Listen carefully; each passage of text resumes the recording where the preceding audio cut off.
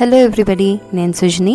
Welcome to my channel salt and Sujani, my daily cooking blog.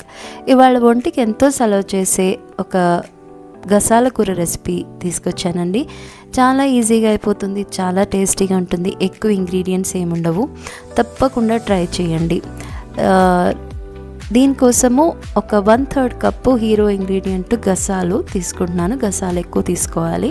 ఒక 1/3 cup అంతా తీసుకొని ఇది ఒకసారి మనము మిక్సీ చేసేసుకుందామండి. ఎందుకంటే ఇది పౌడర్ లాగా అయిపోవాలి. ఎందుకంటే కొంచెం ఏమైనా తడేస్తే గసగసాలు తొందరగా నలగవు కదా, అందుకని ఫస్ట్ దీన్ని ఒకసారి గ్రైండ్ చేసేసుకుందాం. ఇదిగోండి ఎంత మంచిగా పౌడర్ అయిపోయింది.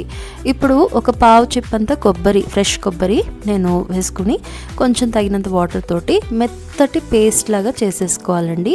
ఏమాత్రం బరకతనం ఉండకూడదు, చక్కగా మెత్తగా పేస్ట్ అయిపోవాలి.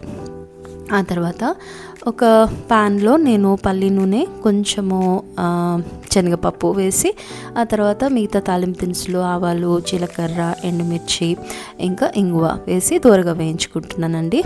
చాలా బాగుంటుంది కూర. ఫైబర్ కంటెంట్ కూడా చాలా ఎక్కువ ఉంటుందండి గసాలలో. తప్పకుండా ట్రై చేయండి. ఇంకా ఒక 1 మీడియం సైజ్ ఆనియన్ని నేను సన్నగా చాప్ చేసి వేసేసుకుంటున్నాను. అండ్ అది కొంచెం ట్రాన్స్లూసెంట్ అయ్యాక కారానికి తగ్గట్టు పచ్చిమిర్చి పేస్ట్ వేసుకుంటున్నానండి. ఇక్కడ మిరప్పొడి వేయము, ఓన్లీ పచ్చిమిర్చి పేస్ట్. దాన్ని బట్టి మీరు కారం అడ్జస్ట్ చేసుకోండి, అంటే పచ్చిమిర్చి పేస్ట్.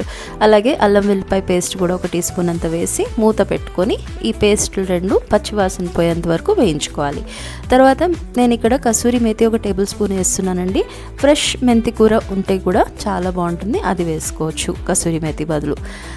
ఆ తర్వాత ఒక పావు కప్ అంతా ఫ్రోజన్ బఠానీలు వేసుకుంటున్నాను. మీద ఫ్రెష్ ఉంటే ఫ్రెష్ వేసుకోవచ్చు, బఠానీ బదులు క్యాప్సికమ్ కూడా వేసుకున్న చాలా బాగుంటుంది.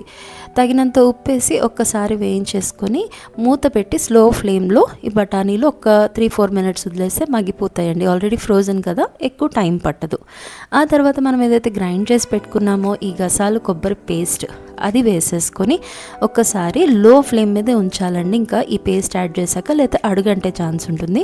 మంచిగా ఒక్కసారి వేయించుకొని గ్రైండర్లో నేను అదే పేస్ట్ చేసిన గ్రైండర్లో కొంచెం వాటర్ వేసుకొని నేను అది ఒక్కసారి ఆ వాటర్ని కూడా దీంట్లో యాడ్ చేసేసి ఇది కంప్లీట్ పచ్చి వాసన పోయే వరకు మూత పెట్టి స్లో ఫ్లేమ్లో మధ్య మధ్యలో తిప్పుకుంటూ మనము వేయించుకోవాలండి.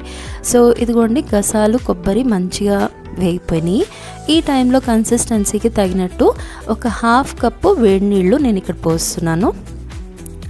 సో పోసి ఒక్కసారి కలిపేసుకొని మళ్ళీ మూత పెట్టి ఒక 5 మినిట్స్ వదిలేస్తే మనకి ఆల్మోస్ట్ కర్రీ రెడీ అయిపోతుందండి.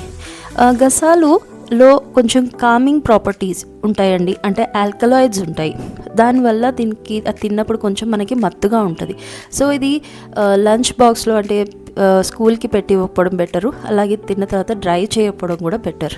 ఇది ఇంట్లో ఉన్నప్పుడు హ్యాపీగా చేసుకుని తింటే హాయిగా తిన్న తర్వాత కొంచెంసేపు మంచి నిద్ర తీయవచ్చు.